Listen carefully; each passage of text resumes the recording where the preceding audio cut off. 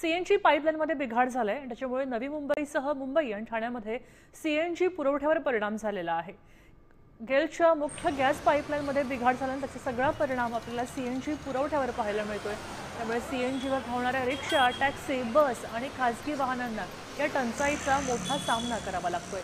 घरगुती पीएनजी ग्राहकांना मात्र कुठल्याही व्यत्ययाशिवाय गॅस पुरवठा सुरू राहणार आहे असं सांगितलेलं आहे। मुंबई, ठाणे आणि नवी मुंबई इथली आपण दृश्य पाहतोय। मोठी वाहतूक कोंडी यामुळे झालेली आहे। अभी जब तक नहीं चालू तब तक रहेंगे। आपकी टैक्सी? हाँ, टैक्सी मेरा तो पीछे, लेकिन अपना ही है टैक्सी समझो। हाँ, तो कितना नुकसान हुआ है? अभी नुकसान भी क्या पता, जो 1500 का नुकसान हुआ। बगैर खाए सोए हैं सब। 7 बजे से हम लोग खड़े हैं, 1 बजे से पूरा बम्बई ढूंढते ढूंढते लास्ट में खड़ा कर दे गाड़ी।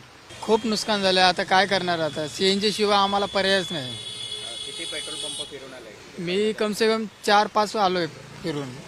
कल भी गैस नहीं था, कल भी गाड़ी खड़ी थी, तब बोला चालू हो गया, तब भी लेके आया। अभी भी बंद है उधर? अभी बंद है, क्या करें।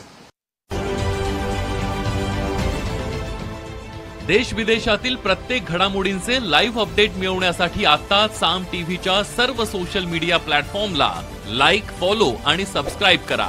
तसंच सर्व नोटिफिकेशनसाठी बेल आयकॉन प्रेस करायला विसरू नका।